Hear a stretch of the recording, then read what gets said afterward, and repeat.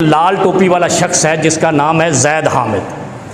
चंद दिन पहले उसने कहा है जो पाक फ़ौज पे तनकीद करता है वो मुशरिक है, मुर्तद है, काफिर है, जहन्नम का कुत्ता है। 4 डिग्रियां उसने जारी कर दी। ऐसे ही है।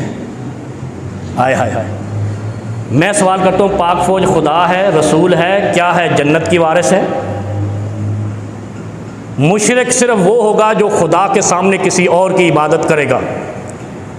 मुर्तद वो होगा जो रसूलुल्लाह का इनकार करेगा ईमान लाने के बाद।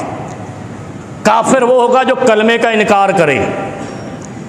इस लाल टोपी वाले बेगैरत ने काफिर कहकर उनको खुदा का दर्जा दे दिया और हमें कलमे का इनकार करार दे दिया। कभी सोचा है आपने? यही झगड़ा तो फिरौन का था मूसा के साथ। फिरौन कहता था अना रब्बुकुमुल आला,